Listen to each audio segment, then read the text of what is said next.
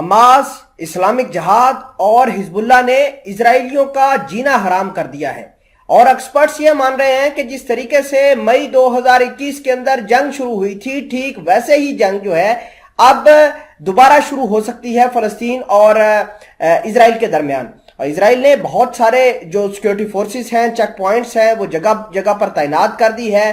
نفتالی Bennet خود میدان میں آئے ہیں اور اپنی عوام کو کہہ رہے ہیں کہ ہم نے ان دہشت گردوں کو، یعنی فلسطینیوں کو، یہ دہشت گرد قرار دے رہے ہیں اور کہہ رہے ہیں کہ ان کے خلاف ہتھیار اٹھاؤ، میں اپنے پورے ملک کے ریسورسز اسرائیلیوں کے ہاتھ میں تھمانے جا رہا ہوں اور آپ ان ریسورسز کا استعمال کریں ٹیررسٹ کے خلاف۔ یعنی یہ لوگ فلسطین کے لوگوں کو، حزب اللہ کے لوگوں کو ٹیررسٹ کہہ رہے ہیں۔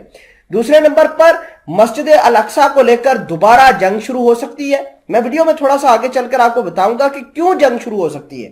عام شہری بھی فلسطین کے اب ہتھیار اٹھانے پر مجبور ہو گئے ہیں۔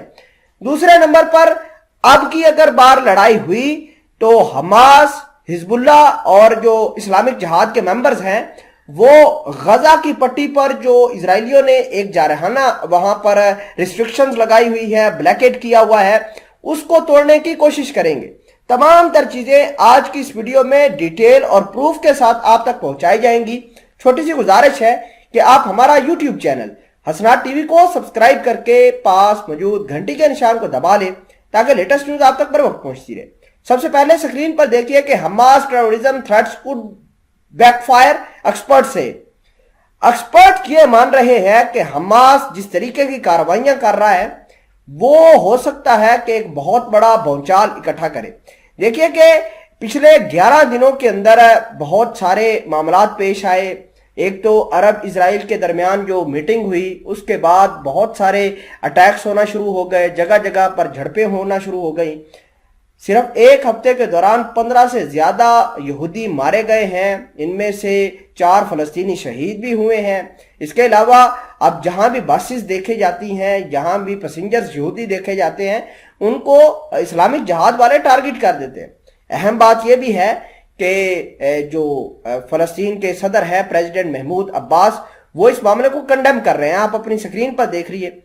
While Palestinian Authority President Mahmoud Abbas condemned Tuesday's attack in Bonai Brak near Tel Aviv, Hamas threatened further escalation after 2 Palestinians were killed in a gun battle during an IDF raid in a Jenin refuge camp on Thursday morning.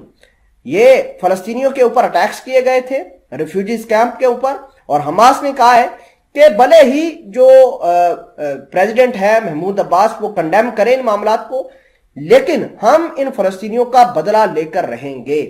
یہ معاملات جو جا رہے ہیں یہ بھیانک طریقے سے آگے بڑھ رہے ہیں، اور انٹرنیشنل ایکسپرٹس جو مان رہے ہیں وہ کہہ رہے ہیں کہ اس منتھ رمضان کے اندر، اس جو ماہ رمضان کے اندر کوئی بڑا بھونچال آ سکتا ہے یہاں پر۔ اور اہم بات یہ بھی ہے جو آپ کے ساتھ شیئر کرنی ہے کہ terrorist organisation said it welcomes.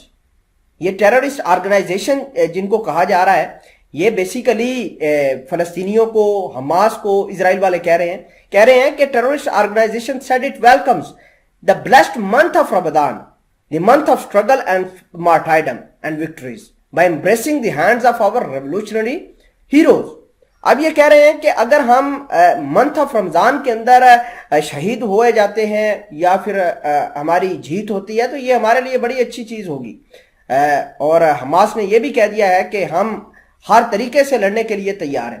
تو آپ خود اندازہ لگائیے کہ یہ معاملات کتنے خراب ہو رہے ہیں، اور یہ معاملات صرف اسرائیل کے لیے خراب نہیں ہوں گے، کیونکہ جو لوگ اسرائیل اور عرب ممالک ایک ساتھ مل کر ایران، حزب اللہ، حماس اور دیگر لوگوں کے خلاف کام کر رہے ہیں، یہ ان ممالک کے اندر بھی حالات خراب ہوں گے۔ اور آئندہ آنے والے دنوں میں آپ کو بہت ساری ایسی خبریں ملیں گی جس سے اسرائیل کا نقصان ہوا ہوگا، متحدہ عرب امارات، سعودی عربیہ اور یمن کے کرائسس اور اگریسو طریقے سے باہر نکل کر آئیں گے۔